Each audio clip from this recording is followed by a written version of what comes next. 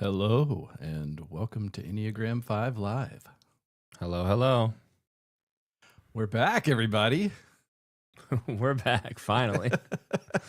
It's been a fun few months, but we are back in the saddle, as they say, doing a live, and we also have started recording episodes again. So basically, we we decided to move to weekly, but our systems did not weren't really up to that, and so we ran out of recorded episodes that we'd had before we had a chance to record more and get our schedules lined up. So here we are.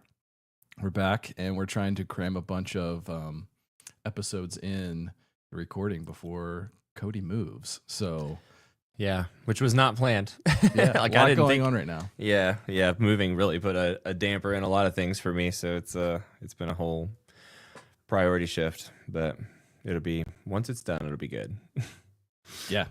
So since we haven't done one of these in a little while, just to recap the format, we always check in with a red, yellow, green, just kind of see how we're each doing, and then we talk about current curiosities. So, what are some research rabbit holes that we've been going down lately?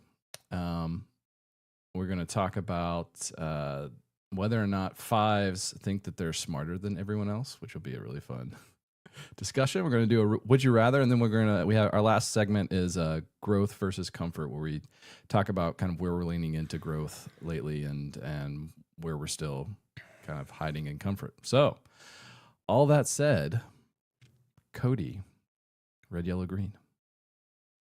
I am currently, I'm gonna say green. All right, tell me Yeah. why. Well, we just bought a house, so that was, if you had asked me 2 weeks ago, I was probably red. But now that things have settled down in that process and we're basically just like on the last little sprint to closing, hopefully everything goes smoothly. So that's been like off my plate lately, in my brain, and we've been recording again, which I always love. Hence all of this lighting and stuff behind me, and yeah, everything's been kind of just, cruising as it can. So I don't really have any complaints right now. Like here in, a couple weeks, I will be red again. So I'm just going to enjoy the little bit of a green, a little stint of green. I'm going to accept it. I'm trying to, I don't know if I'm actually green or if I'm just like living in this fantasy of pretending that I'm green because I just want to break. That might be a little bit of it too. But yeah, so pretty much just green, I would say. Nice. How about you? I am also green. Yeah. It's been a crazy few months, and I know we will get into that in upcoming episodes, but I was not green earlier. I was probably yellow trending red. Just I scheduled this and forgot that Amy and I had a joint therapy session this afternoon. Yeah. And so when I realized that this morning, or actually last night, I started to get really anxious because one, I had to get a lot done today. And then I knew that I was going to do that session, and I'm just always like, I was really anxious that I was going to get emotionally flooded and then not have an opportunity to recover before going into this. And the thought of being in that state just ramped up the anxiety, like coming in and having to do this live. Yeah.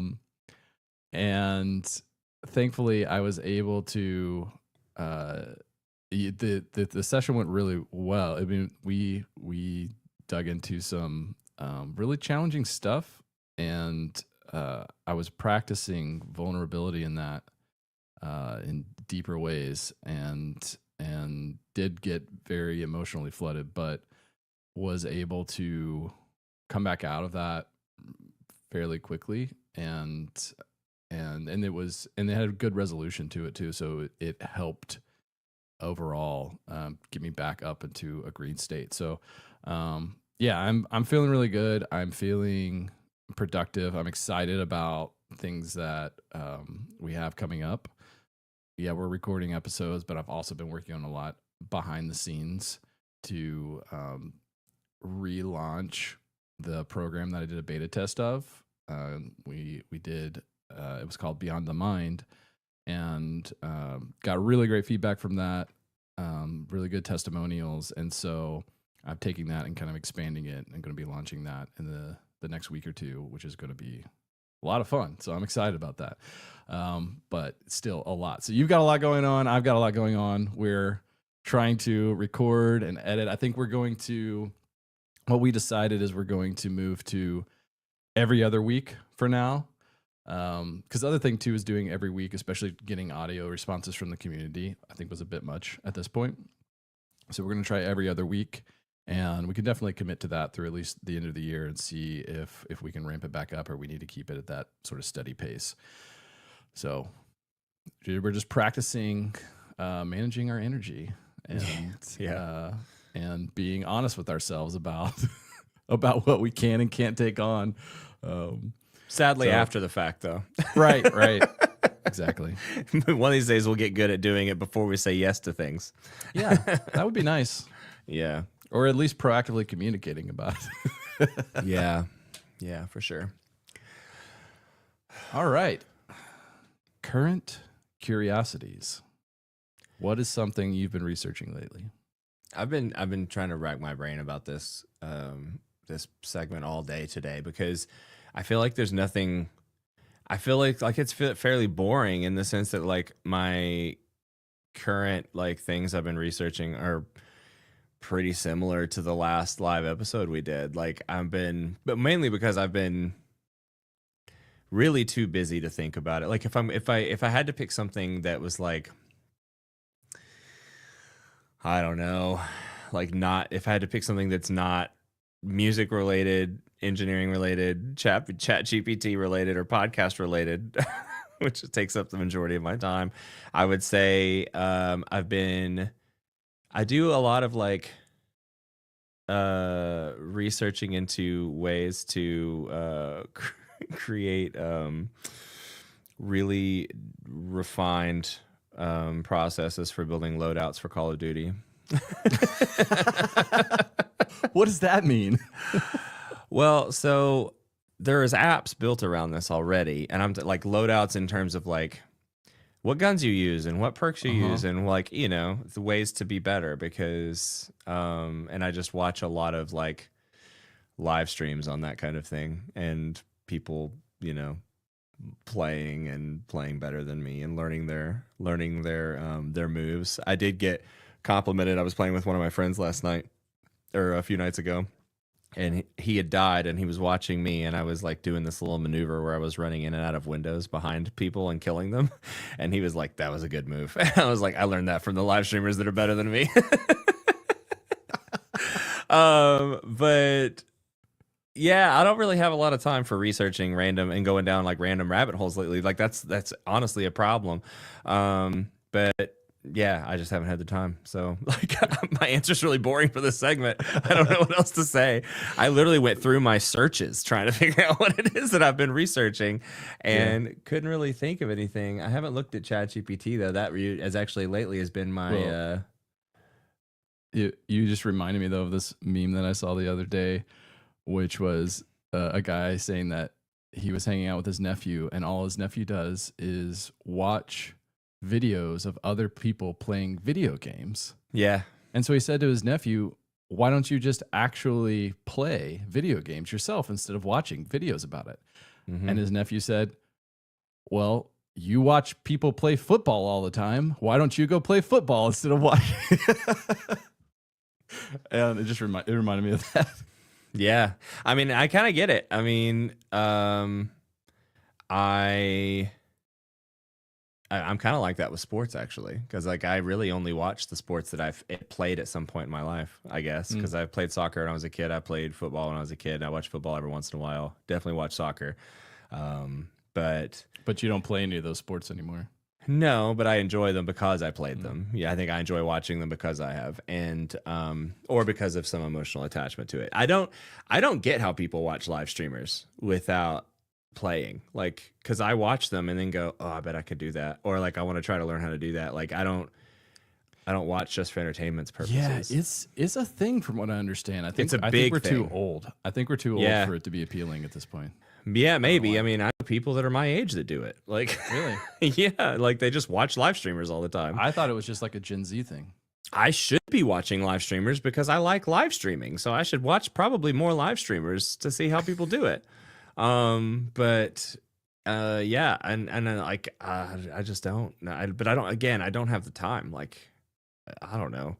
If a lot of my time that I would spend researching and learning things lately has been like given to like doom scrolling or just playing games on my phone to zone out because I'm so tired. Like, and to be fair, I mean, I went on a trip for a week to see my parents and like down in Florida, and like before that we went on a different trip for Madison's birthday, and like between that we've also been buying a house and going through all of that process of buying a house. We saw over 22 houses. So if there's anything I've learned it out on lately, it's what to look out for in houses. Yeah. You know, looking for red flags in houses. That's definitely something I learned. I had a crash course on looking at 22 houses. Did you also go through the process of like researching just being a first time home buyer and that whole process of buying a house for the first time? No. Did Madison do that, I guess? Because she was telling me about it. Yeah, she did it more, Okay. more than I did because I didn't have the mental Yeah. capacity to do it, honestly. So she just has been like the person who's like learning all the things and then just running things by me to see what I want to do, and I'm like, you know, A or B, whatever, X, Y, and Z, you know, I'm good with it, and then we move on. And so, yeah, I haven't really been like. Usually I would have been the one to take control and be like, what are all the best options? But honestly, it moves so fast, you can't really do that.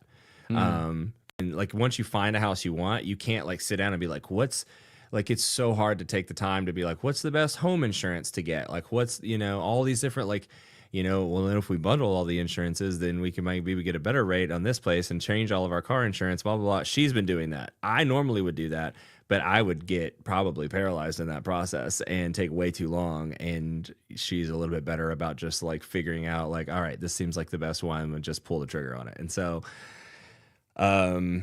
it's probably good that I haven't been that involved in that process. I've been probably more involved lately in the last 2 days with researching really creative and cheap ways to soundproof a room because the next space I have will actually be customized to podcasting and recording and be mine, so I can do whatever I want with it. And so I've been looking at like soundproofing blankets to drape on the ceiling, which you gave me that idea, and I was like, that's a great, that is probably the best idea in terms of, you know, cost effectiveness. But you know, just things like that. I've been just like thinking about that space a lot and what I'm gonna do with it, because it's not completely ideal. Not in the beginning. We're gonna have to like, I'm gonna have to work with it a while. So like that'll be something that I definitely am researching more as time goes on, probably, and especially once we get in there. So that'll be a whole thing. But this is that'll be fun. probably the last episode I do in this space that I've had now for 2 years. So it's a big change. We'll see. That's pretty much it, though. Yeah, I'm excited because we'll have a quasi legit studio for recording.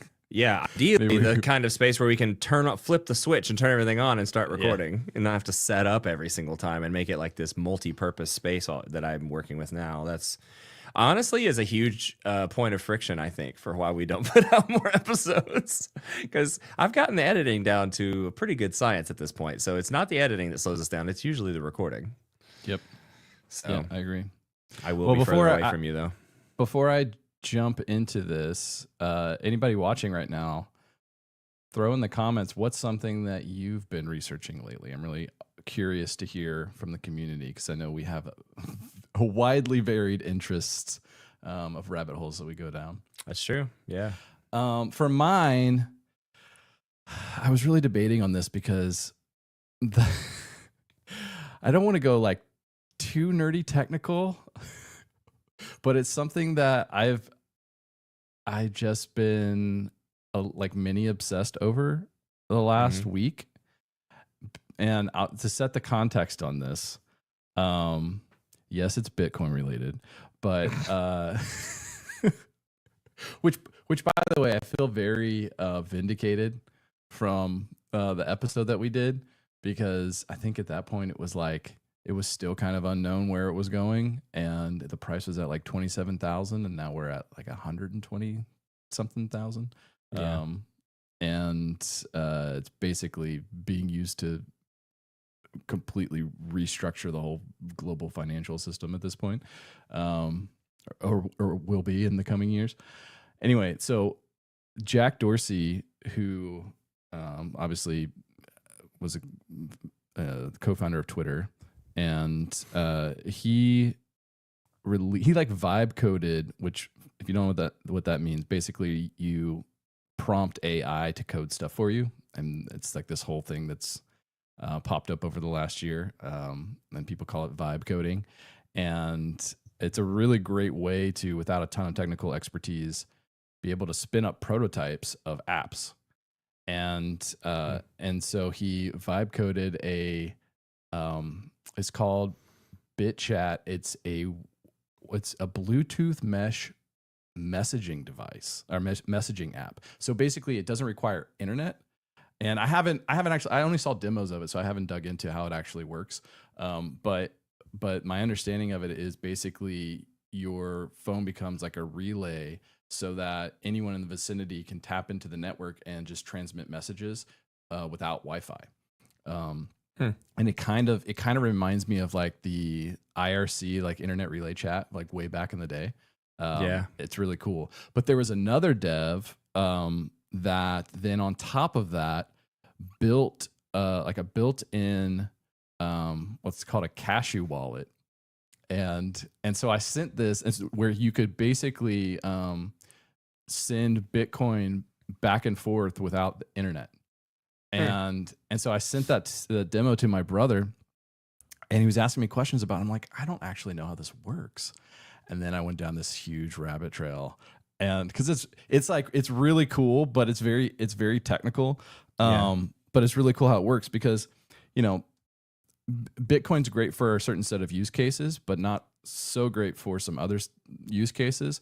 One of the things is, Bitcoin's a public ledger, so you see every transaction, and there's it's anyone can spin up a wallet, and so there's a degree of anonymity to it. Anonymity. Anonymity. No, that's not right. Anonymity. There you go. This, like, what was that episode that we did where I did that for like? Oh, What yeah. was I can't remember what the word was. What might have been that word? Yeah. And but there's still, like, if you signed up on an exchange where they KYC and you have to put in your information, there's still a pretty good chance that people could trace your transactions. And so the way that Cashew is what's called is a version of eCash, which has been around for a while, and it's based on this technology developed in the 80s called blind signatures. I know this is very technical, but I'll explain how this works. Where essentially you have, because there's a problem of transporting, like, cash without double spending in a digital form, and that's one thing that Bitcoin solves in a set of use cases. But what's cool about this, like, is that it's like a digital form of cash, and so in the same way that you can take cash out of the bank, carry it around, hand it to people, no one knows like where that cash is going, who's had the cash before, but then you can take it back to the bank, and the bank will put it into your account. And so it works this way, but the way that it solves it is just really clever, where there are these mints that act like, basically like a bank that anybody can spin up, and it will do a blind signature on an encrypted piece of data, so it doesn't know like who's sending it or how much is in like any of the transaction details, but it still verifies, yes, this came from my mint. And so you can verify that piece of it basically. And so I can put in some, like, deposit some Bitcoin, get some eCash tokens, hand them to someone else, and they're basically just like a string of text. They can verify that it's, you know, what the amount and stuff is, but then they can turn that back in and get so it's like this really cool way of where doing it this way, you can transmit Bitcoin without anyone knowing who it's going from, because what happens is you redeem your eCash tokens, the mint then transfers the Bitcoin to the other person's mint, and then they redeem eCash tokens. And everyone's probably bored at this point, but for me, I was like totally nerding out on this and super excited because it was so cool. Yeah, I'm gonna be honest, I stopped listening about 7 minutes ago. I was just letting you go and hoping that somebody is interested in it, but I don't think I am at all, actually. Not something I get excited about. No, I am, you know, the thing that I'm most excited about is the separation of money and state. And, you know, as a quasi anarchist, like I want that power separated. And this is just another really cool way to solve some of those problems that still exist, even in a world with Bitcoin, which is a money that is completely separated from the state that no one can control. And so that's why I was nerding out on it, but I was hesitant to go into it because I could see your face just glazing over, like as soon as I started talking about it. Well, I'll be honest. Stopped listening. I'll be honest too. I think at this point I have a little bit of a negative feeling about it, only because of I'm part of me is excited about the change and part of me is excited about the progress. Don't know what other problems will arise because of it that we can't foresee yet. But the one thing that I think is like, I'm excited about the progress. I don't like what it took to get here. Like, I don't, you know what I mean? Like, I don't like that Trump is the one that's like the main proponent for all of this happening, because that isn't the way that I would want it to happen. Yeah. I mean, the reality is like it gets associated a lot these days, just recently, with a specific political party, political figure. Yeah. But the Bitcoin bros. The reality is it's very, very diverse in the types of people. Right. Like they like, if you look at the data, it's actually slightly more left leaning than right leaning. Mm-hmm. And you've got people like the Human Rights Foundation who are using it to help send money to people in like authoritarian regimes that, you know, where they're basically trapped because the government has complete control, and they have no way to get wealth in or out. Right. And so when you like those are the kinds of stories that I'm really excited about. Sure. Yeah. You know, because basically like a big middle finger to empire, you know? Mm-hmm. Yeah, definitely. Which I am obviously for. Yeah, no, I mean, it's an exciting idea, an exciting concept. I'm also probably a little less engaged because you're invested in it and I'm not, like, literally and figuratively. You know what I mean? Like, I would probably learn a lot more about it if I had investment into it. But yeah, I'm just not there yet. I get it. Okay, so moving on. Yeah. For anyone who's still listening at this point, let's talk about this idea that fives think they're smarter than everyone else. Is that true? Yes. What's your take?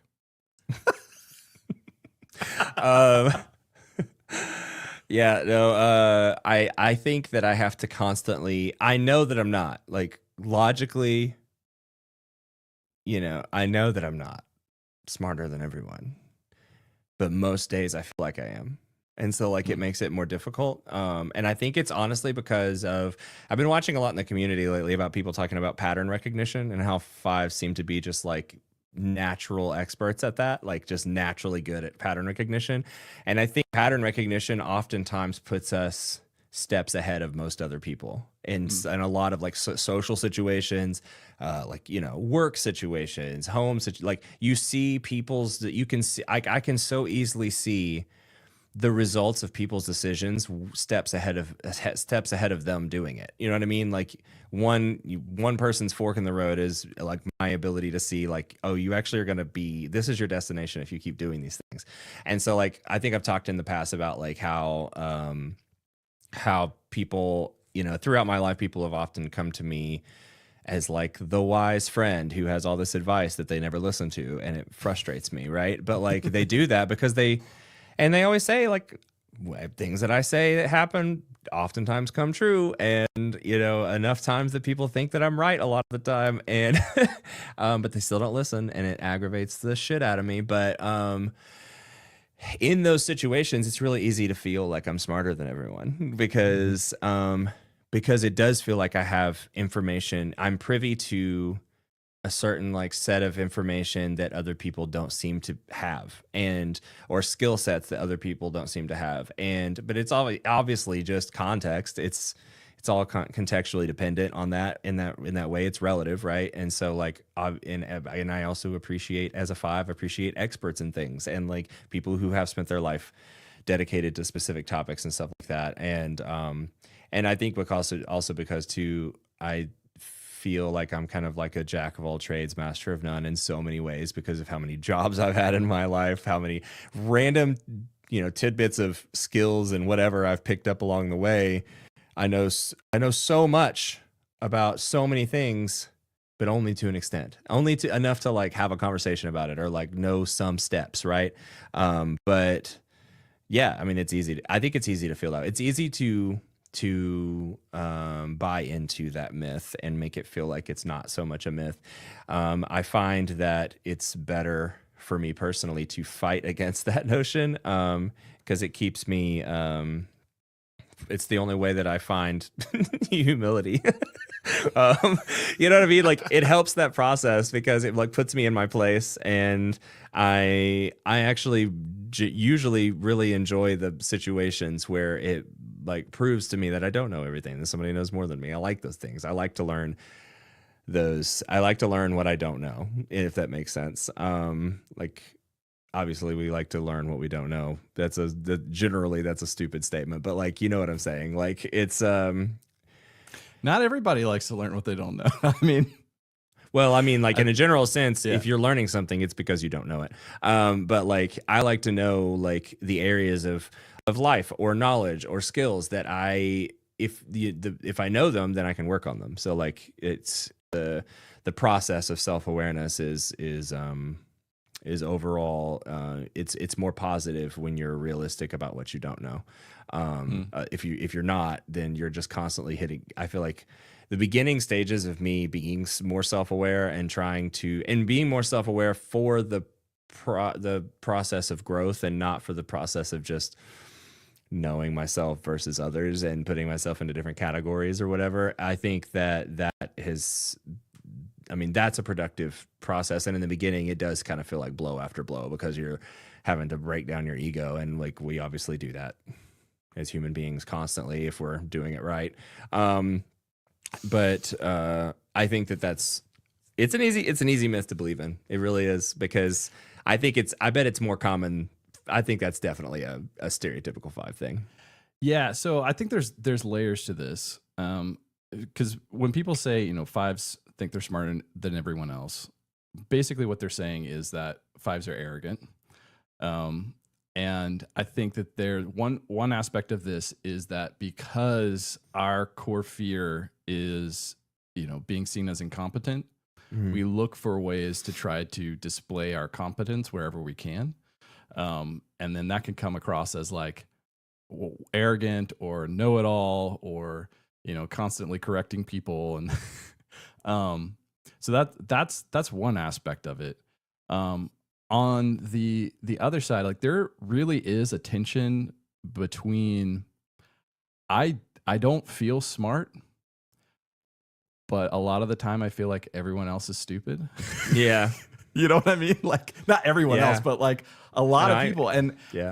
And I think it comes it comes down to what I feel like is the difference between intellect and intelligence. And Okay. and so and I've been thinking about this. I want to do a full episode on this idea, the difference between intellect and intelligent, but like high level, um, intellect is just one of your tools kind of in your intelligence toolkit. And it's the ability to dissect things, to take them apart, to analyze them, and find the patterns like you were talking about. Hmm. Um, and so that can be, it's a very useful tool, but if you mistake it solely as intelligence, um, you miss out on all the other forms of intelligence, and it can leave you really blindsided. Which is why a lot of us as fives are very socially inept, because just because we have a strong intellect doesn't mean that we're automatically successful, because a lot of success comes down to like emotional intelligence, and different paths also require like body intelligence, and being in tune with your body and being really coordinated in that. Like there's just all these different types of intelligence, and so if we overuse that one tool of intellect, not only can we come across as arrogant or know it all, but I think also it will dull over time. So that's my hot take, is we don't actually think we're smarter than everyone else. We just can over rely on our intellect. Yeah, for sure. I think and maybe that's why I feel more like I am doing that less these days, because I definitely feel like I'm leaning a lot more into my emotions and my emotional instincts, and trying to follow those rather than trying to reason my way out of every like relational or emotional circumstance in my life. And yeah, I've definitely been trying to like kind of, I don't know, not dull, but like tamp down my analytical side. Like I'm trying really hard lately to learn Integrate how it. to. We'll say integrate it. Yeah, You want to integrate into the rest of you. Yeah. Yeah. Like I'm trying not to lean one side more than the other. It's like trying to integrate, trying to have a balanced way of approaching with figuring out what it looks like to have like, your head and your heart in the same direction and in the same, like working together rather than against each other. Which I feel like so often happens for me, because I do, at least historically, hate emotion and don't want to listen to my heart and my gut in that way. And it's funny, like when we were talking so much, and when I say we, I mean all of us in the community having this conversation about like what a gut feeling is. And like, cause I feel like that was like a big conversation after our like intuition to conversations and stuff like that. Like, what is intuition? What does that look like? Like, and if intuition is the head and the heart coming together, then you can't discredit the emotional, aspect of your instincts, right? And so that's definitely something I've been working on a lot lately, about like really trying to focus on, one, what am I feeling about a situation, but also what does that tell me, and like what kind of decision should I make based on that? Like, I mean, going back to the house hunting thing, like a lot of that was just gut feeling. When I walked into a place and I had a gut feeling that it wasn't right, I immediately walked out. There's no entertaining the idea. And that got to the point where like at first we didn't do that, but then after like 12 to 15 houses, I was literally walking in and out of houses. I was like, yep. Nope, this isn't it, and moving and walking out. And I didn't have to have an explanation for that. And I think that sounds minuscule, but it's a big step for me, because I used to have a reason and an answer for why I would say yes or no to things, or why I would have an opinion on something. And now it's a little less about that in terms of just like the overall grand scheme of like situations. Obviously there's exceptions to that rule, but generally with like everyday things and life things, relational things, I've been trying to lean a lot more into the emotional side. So, and because of that, I actually don't feel like I know everything all the time, or that I know more than other people. Because I'm not, I think a lot of it too is just judging, you know what I mean? Like just judging a situation from the outside perspective, which I think we are good at as fives, but a lot of times we can rely solely on that. And one, it isolates you immediately. Like you're going into a situation now separated from everybody else because they're lab rats in your experiment, and you're just like looking to see what the outcomes are, right? Don't get me wrong, that's a fun thing to do. But it's not necessarily healthy in the long run. So yeah. Yeah, I agree. All right, should we do Would You Rather? Yeah. Okay. Would you rather? I think I already know which one you're going to choose.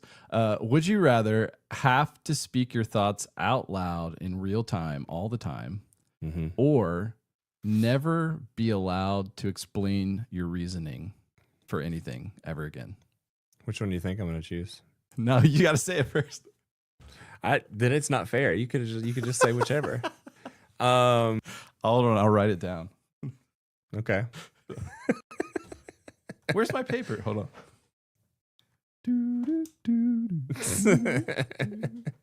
Just say A or B. Yeah. Okay. I wrote it down. I would rather. Well, one, I'm going to say this because I think I already operate this way because of autism, but I speak my mind in real time for sure is going to be the answer. That's what I put. Yeah. I mean, yeah, it's an easy answer. I feel like when you, there's no way. As soon as I hear it, I know which one it is because I already live with the repercussions of speaking my mind more often than I don't. And yeah, it's caused problems, especially at jobs.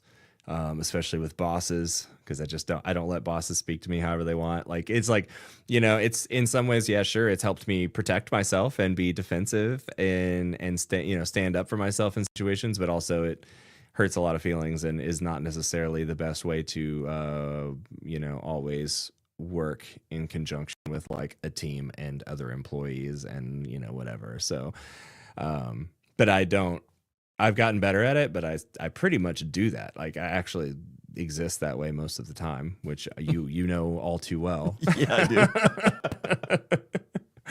What about you? I'm gonna go with option B. Yeah, I figured. And there's two reasons. One, for me, I would feel so anxious all the time if I had to say my thoughts out loud in real time all the time. And because it just feels very vulnerable. Like I want that inner sanctuary to be able to kind of like, I mean, there's a time and a place for that, but I also want the ability to be able to process things internally without feeling the need to have them polished or acceptable. I guess there's something that could be said for the getting to the point where you don't care. Yeah. But it also will require a whole lot of like rigorous training to think in a way that doesn't just piss people off all the time if you want to actually not do that. So I would choose the second one for that reason. And also because I have a strong forewing, there's also something about that's a little bit alluring about the mystery of never explaining my reasoning, where I can just, have thoughts and opinions or do certain things. And I'm not allowed to explain it to anyone. So I don't ever have to explain it. So you can kind of like, try to figure it out on your own. And there's this sort of mystery to it. Yeah. And that's appealing to me, I think, with the forewing. That makes sense. That makes a lot of sense. And like you talking about feeling like a certain level of anxiety from always having to say your thoughts out loud, and I'm like, that's my baseline. So like, but also, it's not just the wing; it's that I'm a social five, and so right. I'm constantly like assessing the social landscape, figuring out like what the rules are, how to like where I want to position myself in that, and how to get there, and like. And that, I feel like having to speak my thoughts out loud in real time would be a real handicap in that game. Yeah, well, and self-preservation is my primary what is it called? Just left my brain. Stacking, Instinct? I guess. Instinct, yeah. And I think that definitely has a part to play in the fact that it's almost like if I were to have to say all of my thoughts all of the time, it kind of takes away the option to have to assess the social landscape, and because it kind of makes it pretty easy. It's very black and white. People who like it, and then the people who don't, they don't. All right, right. So I just think that I'm not necessarily saying that I would choose the speak your thoughts out loud in real time always 100% of the time. I would prefer the other one, but I know myself, and I know that not being able to explain my reasoning would probably make me jump off a bridge. So like, I think that I don't think I could do the other one. But like, there's things that I do. Obviously, we do both, right? Like, we do both in different situations. But yeah, it's neither one is ideal, obviously. Yeah. Hence the would you rather. Agreed. Okay, last segment here. Growth versus comfort. What's an area where you've really leaned into growth lately? And what's another area where you're still kind of sitting in comfort? I think the real one, like the serious one, I probably already touched on, which I think is emotional vulnerability, is something that I've definitely been really trying to lean into and grow from, because I've seen the damage that it causes for me and others when I don't do that. And it's hard to it's hard to connect with other people and then stay connected to other people if I don't do those things. Right. So, and the older I get, the more important it is to me to have that in my life. And the more important I see that it is for me to be healthy. But outside of that, I've been really trying to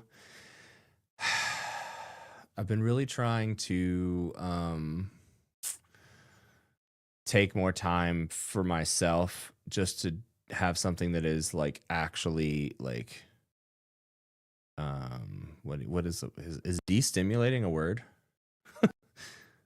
You get what I'm saying. Sure, we'll accept it for this. Yeah.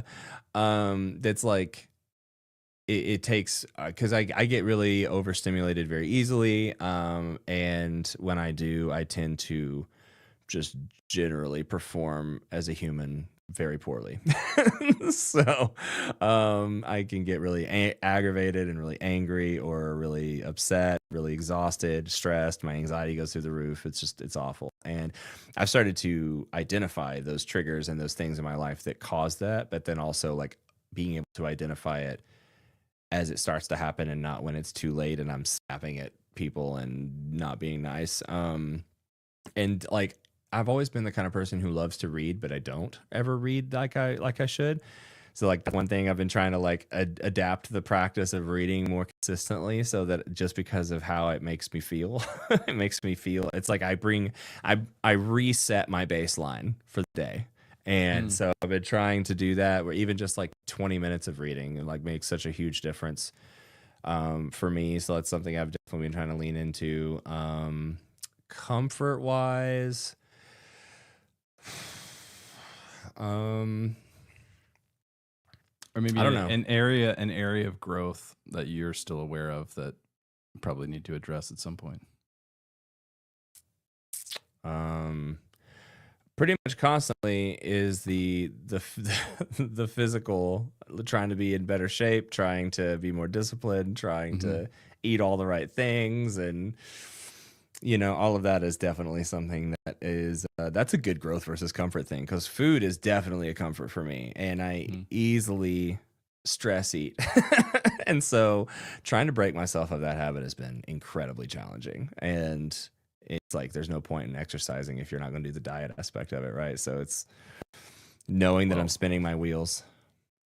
And that's not entirely true, but yeah, there's. Well, you don't make much progress. I have had stints of of exercising in the past where I didn't address the diet aspect of it, and I didn't lose any weight. I didn't get any better. Like, you know, it's a lot. You just slow the you're it's like trying to run with like 30-pound weights on your ankles. Like, it's like, why do that? You know, why drag yourself down? Sure, you might make some progress, but and if there's anything that I hate, it's inefficiency.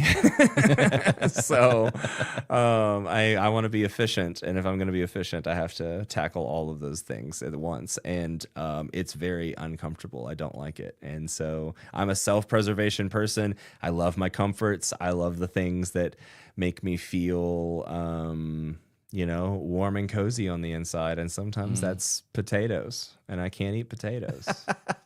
So yeah. What about you? Yeah. So a big thing for me for growth, actually is the fitness side. Mm. You know, so for everyone, just so everyone knows, Cody and I have been going to the gym together twice a week. And at least I've been going twice a week. I was waiting on it. That was the goal. Life happens. Life happens. And I had to buy Cody an alarm clock because he kept oversleeping. Okay. That happened twice. And it wasn't a real alarm clock. It was a cartoon alarm clock. It was one of those old ones that no one's ever going to use. If I used that alarm clock, you would see me. I would walk in the gym angry. Like, that thing would be so loud. I would be in a bad mood the rest of the day. It'd be way too much for me. But the goal that we set out was like, you know, for the first, I don't know, 2 or 3 months, the goal is just to show up. Yeah. Like, we're not trying to make massive gains. We're not trying to, you know, hit any numbers. It's just, we want to show up, put some effort in, some degree of effort in, depending on how we're feeling, and just build that habit. And we have been, and so for me, that's a huge deal, because before, when I would try to do this, I would go too hard, too fast, and I would hate the way I felt after, and it would actually, you know, it would start to degrade, where I would just, going to the gym consistently would make me feel like garbage. And so I wasn't listening to my body. I wasn't being smart about it at all. And so that's why with this, I'm like, I'm going to go real slow and just focus on building the habit of going and overcoming that resistance and making it where that's second nature, to where I can just get up and go to the gym. What I didn't expect was that I actually have seen gains, and it's not just like yes, it's an increase in numbers. Like, I've all the lifts we were doing, I've increased by at least 30 or 40 pounds without even trying. But it's the way that it feels to me. And so one of the things, I put this in the newsletter a little while back. One of the things that shifted was, before we even started doing this, I had to shift my identity from I hate working out, and like, I'm not the type of person to go to the gym. That's the identity that I've always had. And so and we all know it, because you've talked about it in episodes multiple times. All the time, right? Mm-hmm. And so I shifted that to I am an athlete. And I would do, like, you know, meditation and self-hypnosis and things like around, like, I am an athlete. And when I would get into the gym and I would go to do something that did not, you know, feel comfortable, I would catch myself. I would start to have that thought of like, oh, this feels terrible. I hate this. And I would catch myself and say, this doesn't feel great, but I'm an athlete, and this is what athletes do. And it was so weird. It's like, it flipped the switch in my brain, where I started to engage with my body more through this process. And last week we hit I hit 100 pounds on the bench press for the first time, like, in my life, which might sound pathetic to some people, but for me it was a big deal, right? Yeah. But it wasn't just that I hit that number. It was, I adjusted the weight and I'm like, okay, I'm going to try this. And then it was so weird. It was like I pushed, and it was like the first time I really felt the weight, like felt my body, and I pushed through it, and like with strength. And I was like, oh my God, this feels really good. And then I did like 2 sets at that weight, and I was like, I don't know, it's hard to put into words still for me at this point, but it's like I'm connecting with my body in a way that I've never done before. Mm.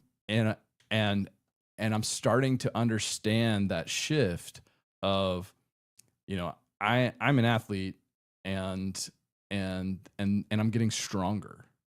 And it's like it changes my whole relationship with my body. Whereas like before, my body was something that felt like it was always dragging me down, to where like I've noticed myself, because I've been doing this, and I've also been doing rope flow, which I put in the newsletter last week. And just those things, like I'm noticing like my mobility is different. I'm actually like looking for excuses to move more, versus before it's like any excuse I could have to not move. Right. And all this stuff is just kind of coming naturally, just based on these small incremental changes over time, and putting in the effort like a little bit over time. And so they're not like these huge shifts. It's just all these little ones that are just kind of building up. Right. And so I'm really excited about that, because I've never been in this place like in my whole life. So Yeah. I'm curious to see how the rest of the year goes. But as of right now, I'm really enjoying it, and then it's weird for me to say I'm actually like looking forward to going to the gym. Like tomorrow, my parents are in town, and we're going to meet up with them in the morning, and that's normally the day we would go to the gym. And I realized that I'm like, oh man, maybe I can get a session in the afternoon. I'm like, what? Who am I? It's just never me. Yeah, for sure. But I had to change that relationship between me and my body, and my mind and my body, and start to integrate those together, and realizing that like my body is the thing that actually allows me to experience things, like and not just think about things, and so I'm finding different avenues to do that now, and it's exciting. Yeah, for sure. Well, and like, I think it's 2 things I want to say about what you just said. One thing is I feel the same way about like the idea of like calling yourself an athlete is very similar. I feel like it's like when people come to me and they're like, wow, it's so crazy that you play music. Like I could never do that. I'm not a musician. And I'm like, it's just practice. Like anybody could be a musician if you just practice. Like, in like, does it come easier to some people than others? Sure, but like it doesn't mean that you can't do it. It just means it might be easy for you, it might not be. And I think athleticism is exactly the same way, right? Like it does not come easy for me. Either. And my body is not necessarily the type of body that like easily sheds fat and like easily gets in shape and builds endurance, whereas like my brother, it's very in his genes to be like I took after my mom's side, my brother takes after my dad's side, and there's just a certain level of athleticism. It just comes so easy for him, and because his body's just built completely different than mine. And so I think it's but that doesn't mean that I can't do it and that I shouldn't, because obviously I should. It just might be less. The progress is slower, but you can still get there. It just takes practice. And so like I think it's such a similar thing. It's like there's nothing special about it. It's just putting in the work. That's how I feel about musicians. People come up to me like, and and maybe it's my way of like dodging compliments, I don't know, but I'm always like, I mean, you could do what I do. It just I've been doing it my entire life. Honestly, I think I should be a lot better considering how long I've been playing. But it's just about putting in the effort. And I think that's where maybe it's a 5 thing, maybe it's just an us thing, but like I feel the same way in the sense that it's like putting in the work and wanting to do that, because I just don't like being reminded that I have a body that isn't capable of what I want it to be doing. Right. Like yesterday I went to a birthday party that was at a jump park, and I jumped. It's not a jump park. It's more of like a big room with a massive trampoline. Like You know, like the jump park that we've done for your kids in the past, like that Mhm. one has all the obstacles and the big foam pits and stuff like that. This one is literally just a room of, you know, bouncy like trampolines, and the walls are trampolines, and they have Uh-huh. like a basketball net in there that you could try to shoot at. It's like very basic. But I was literally trying to run from one side to the other and bounce off the walls. Got my elbow. You can see, hang on. Yeah, see that little Oh, spot? Yeah, that doesn't yeah. feel great. And it's right where I put my elbow on everything. But yeah, I was very acutely aware of how where my body is lacking. I'll say that. Yeah, Like I have a dude. muscle in my stomach on my side that I kept thinking was like a cramp or something, and I realized it's literally just a pulled muscle that is like not in good shape. It's hurting. Dude, those Um, trampoline parks will wreck you. Like, and it's you like, and all I could think about was like, how did we do this for hours as kids in the summer? don't know. Like doing I don't backflips and know. shit. Like Yeah. I literally, I was like, it's crazy. I get on, and as soon as I start jumping, I'm like, oh, I remember this as a kid. It's so great. And about 30 seconds later, you're like, whew, this is really hard. And about a minute in, I was like, I'm at 180 beats per minute. I'm about to have a heart attack. Like I just sit down, like, because you're using every muscle in your body. Like it's so hard. Oh, Yeah, no, it's definitely a reality check in that way. That's why I'm like, we need to play pickleball. It's an easy exercise that I actually want to do. yeah. And this was another thing that another change that I made too was I started looking for activities that might actually enjoy Hmm. that would get me like getting more physical, and or finding a way to make the activities in the past I didn't enjoy enjoyable. So for example, I did kickball, in the Hmm. spring, Yeah. and learned a lot about myself in that process. And then I got a membership at the gym, I don't know, like 4 or 5 months ago, but never went until you and I decided, like 2.5 months ago, hey, let's go together. It'll give us a It's a lot chance better to than me. actually do something. Yeah. I had that same gym membership and didn't go for a year, so it's a lot better than me.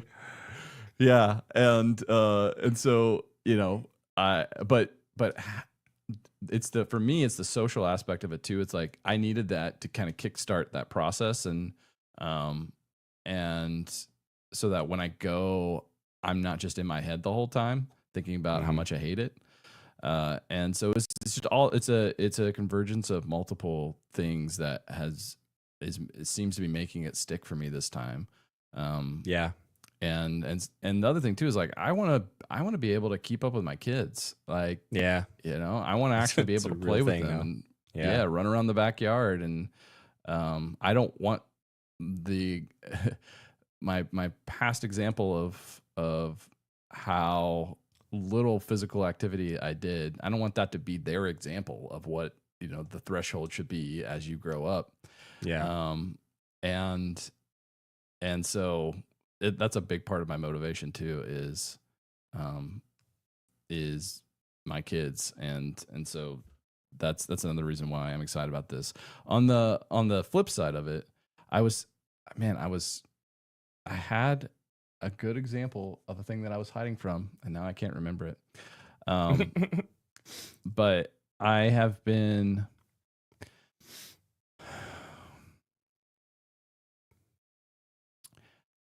like I've come so far in terms of letting myself be seen. Hmm. This live stream is a great example of that, right? Uh, there's still there's still a lot of resistance there for me, and so I think you and I actually we talked about this on the procrastination episode that'll be coming out in a couple weeks, and so this might be a little bit of a rehash, but I just in the process of um, we're launching.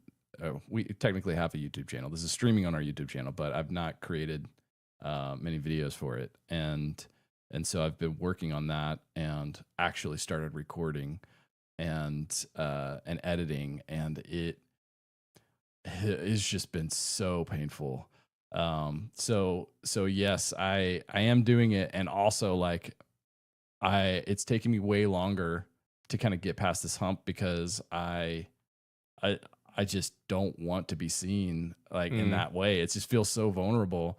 And I think that there's a big piece of it is like because I have the background that I have, and like I know I have this idea of like what it should be in terms of quality. And if it's not up to this ridiculous standard, even though I've not had a lot of practice actually doing it, so that's completely unrealistic. Like it's so painful, and so that's why I texted Cody today, and I was like, yeah, I'm gonna need you to edit these because editing a video of myself is so painful. It's torturous, and so Yeah. So hopefully we can work that out to where you can edit most of them because I don't want to do it. Yeah, that is something I have more practice on is editing myself in different aspects. It's not easy. It's definitely not easy. No. Yeah. All those insecurities come out. All right. Well, that's the end of the show. That's our show. Okay. That's how do we end this? We never figured that out.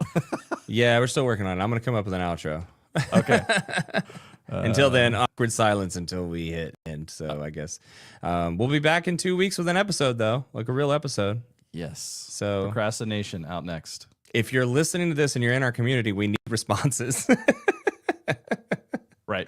If you're not in our community, join our community and give me a response. I need responses for this episode to finish it. So please, pretty please. It's on procrastination, so they're all waiting till the last minute to do it. Oh yeah, it's a nice little lesson for me, I guess. All right. See you, everybody. See you later.